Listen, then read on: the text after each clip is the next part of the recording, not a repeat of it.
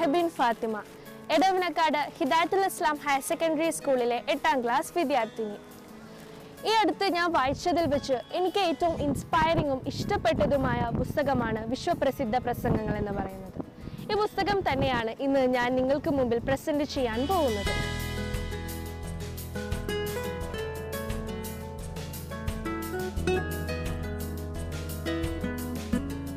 World leaders പല കാലങ്ങളിലായി നടത്തിയിട്ടുള്ള പ്രസംഗങ്ങളുടെ ഒരു സമാഹാരമാണ് ഈ പുസ്തകം.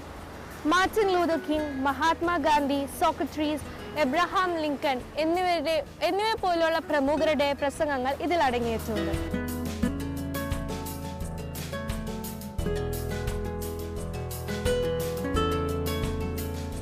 ദലൈലാമയുടെ സമാധാനമാണ് ലക്ഷ്യം, APJ അബ്ദുൽ കലാമിന്റെ ഇന്ത്യ നമ്മിൽ നിന്ന് പ്രതീക്ഷിക്കുന്നത് നമുക്ക് ചെയ്യാം, മഹാത്മാഗാന്ധിയുടെ ക്വിറ്റ് ഇന്ത്യ പ്രസംഗം, ഇതുപോലുള്ള 24ഓളം പ്രസംഗങ്ങൾ ഈ പുസ്തകത്തിൽ അടങ്ങിയിട്ടുണ്ട്.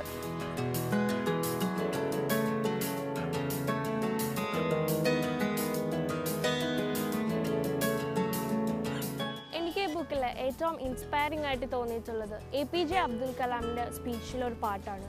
ഞാൻ അതിപ്പോൾ നിങ്ങൾക്ക് വേണ്ടി വായിക്കാം. വിദേശ സമ്പ്രദായങ്ങളെ നല്ല പിള്ള ചമഞ്ഞ് അനുസരിക്കുകയും ബഹുമാനിക്കുകയും ചെയ്യുന്ന നമുക്ക് സ്വന്തം നാട്ടിൽ അതിനുള്ള മനസ്സില്ല. ഇന്ത്യൻ മണ്ണിൽ കാല് കുത്തുന്ന നിമിഷം നമ്മൾ സിഗരറ്റും വേണ്ടാത്ത കടലാസുകളും നിരത്തിൽ ഉപേക്ഷിക്കുന്നു. ഒരു വിദേശ രാജ്യത്ത് മാന്യനും സജീവവുമായി പെരുമാറുന്ന നിങ്ങൾ എന്തുകൊണ്ട് ഇന്ത്യയിലും അങ്ങനെ ആയിക്കൂടാ?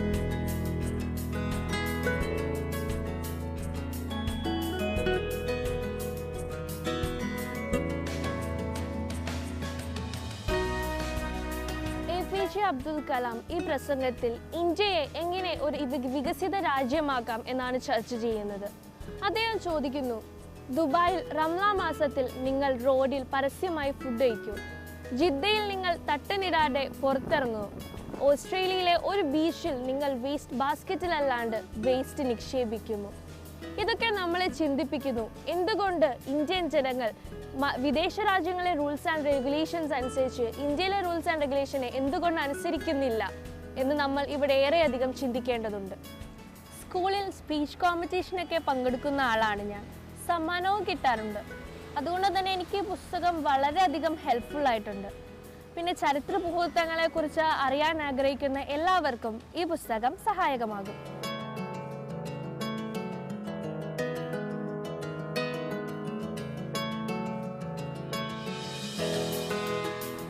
പറഞ്ഞല്ലോ, ഞാൻ പ്രസംഗത്തെ ഇഷ്ടപ്പെടുന്ന ഒരാളാണ്.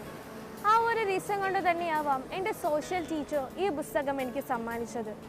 അതുകൊണ്ട് തന്നെ ഈ പുസ്തകം എനിക്ക് ഏറെ പ്രിയപ്പെട്ടതാകുന്നു. ദിബേഷ് കെ രവീന്ദ്രനാഥ് ആണ് ഇതിലെ പ്രസംഗങ്ങളെല്ലാം സംഹരിച്ചിട്ടുള്ളത്. ഒലീവ് പബ്ലിഷേഴ്സ് ആണ് ഇത് പ്രസിദ്ധീകരിച്ചിട്ടുള്ളത്.